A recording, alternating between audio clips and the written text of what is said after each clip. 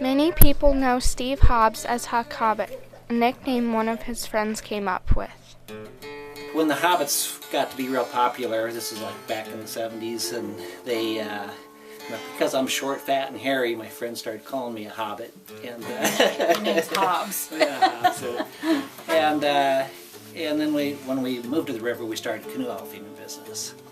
And so we played on the river a lot, and somebody started calling me Huck after Huck Finn. So Huck Hobbit became a character. Arriving in Slana, Alaska in 1989, Steve and Joy Hobbs only had $200 left to their names. We had lots of breakdowns on the way. We brought 1,000 jars of canned vegetables with us, and that wasn't a smart thing to do. Well, that was a smart thing. We broke all the springs on our trailer because of the weight. When they moved from north-central Nebraska, they wanted to live near the coast. Instead, they settled down in Slana with nothing but a bunch of shrubby trees. We came here to spend the winter because we had found about a cabin we could rent for the winter. And then we found out about the homestead, and so then we decided to give that a try. We had to walk a mile to get in here on a three-wheeler trail. We've done a lot of clearing. The Hobbs have many hobbies and passions, some of which include... Our hobbies are kind of our jobs, I think. Steve's a trapper and a hunter and a big game guide, and I sew fur and do artwork, paint lots of gold pans, hundreds every year. I like skiing quite a bit. And, yeah, a little fishing. My homestead is my passion. I thoroughly enjoy working on this place. It's been fun to watch it turn into what it is. And I've been working on, I've been building some little duck ponds down on the lower end here, and that's just a lot of fun. Play a little music. I used to be pretty passionate about it, but over the last years I kind of put it to the side. So. Mr. Hobb also enjoys playing the guitar and singing.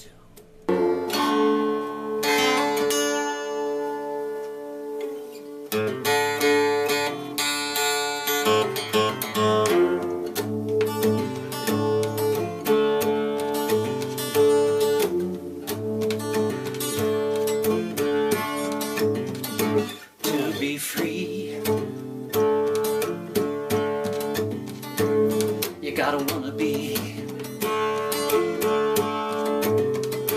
to be free. There's a need to be.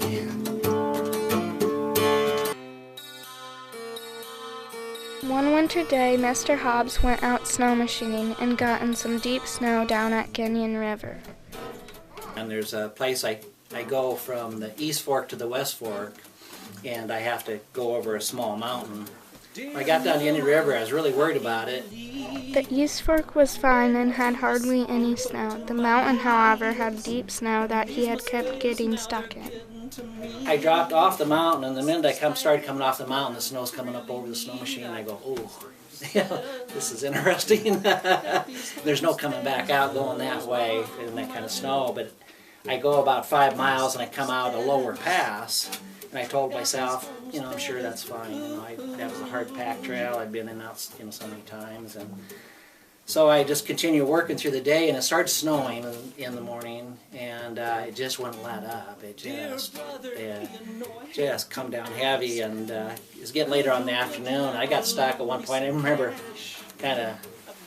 This is let you know God has a sense of humor, because I was mad. I go, it was snowing, come down. I go, God, why don't you snow a little harder?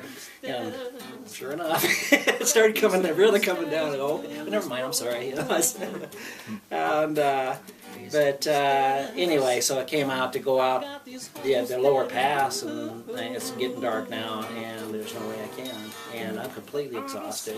And I try, and I got to the top of the mountain, and I had myself convinced, well, if I get to the top of the mountain where I'm going out, I should be able to, Once he reached the top of the mountain, he couldn't find his trail, so he turned around and made a shelter for the night. about 2 o'clock in the morning I knew I was okay, but I ended up spending the night. And Joy gathered some friends and family around to help find him. they ended up, my son-in-law and James Pence and Ed Green came in the next morning. Actually, it was in the afternoon. They had a couple of big wide track snow machines, and I was already building another nest because I thought there's no way my machine could get out. I had to wait. And so the snow, there was just no base to it, and you just sink to the bottom. And so I was preparing for another night, and those guys come busting in the afternoon. And about the time they came in, it was neat. I mean, they were just Ed's looking me in the eyes, asking me, "Are you okay? Are you okay? Are you okay?" And James is pouring me a hot cup of coffee and has a sandwich for me. And about that time, Chuck McMahon comes flying over, and then Jimmy Knighting comes flying, and it's like, oh man, I wish I had a broken leg or something, you know. This is kind of embarrassing, but it was nice. It was great. Steve and Joy have 3 daughters who they raised in Slana. Well, Melanie is our oldest, and she is 38 now, and she lives in Anchorage, and she just moved there last year. She did live in Chistochina. But she's going to school for massage therapy. Actually, she's graduating in a week or so. Chantal is our middle one, and she is 36, and she lives in Chistochina. I don't know if you've heard of the Pence family, but yeah, she has 3 boys, Taryn, Kobe, and Travis, and her husband is James. And Jacinda is our youngest, and she's the one that's turned into the little city girl. And I think she's 32 now. Yeah, her husband has the Anchorage Brewing Company, just started a couple years ago. And Jacinda has a little business, health and nutrition business, where she helps people get back on track with being healthy. I think our kids are strong. When we first moved here, there was nothing here. We had to walk a mile to get to a vehicle. They took 3-wheelers in and out to get to the bus stop. We had no water or anything. We had to haul all of our water from about a quarter of a mile away. I think they knew how to work and be independent, and I think it made them really strong girls, and I think they appreciate their upbringing now. I think it was hard on them as they got older in the teenage years, because there's not a lot out here as far as activity for teenagers, but much action. yeah.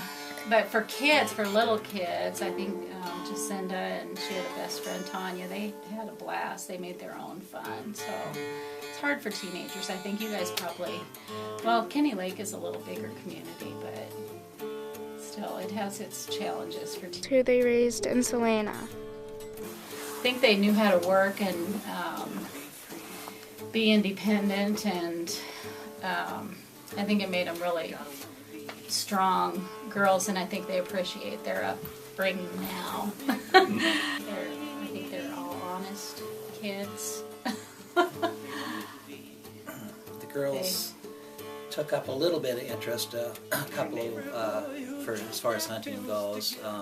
Trapping never was anything they took an interest in. So, yeah. Chantel's really into environmental work. That could have come from her upbringing, I'm not sure. Nestled in the bush of Alaska, Steve and Joy Hobbs live a life full of adventures, family, and friends. This is Amanda Wygant at hawknews.org.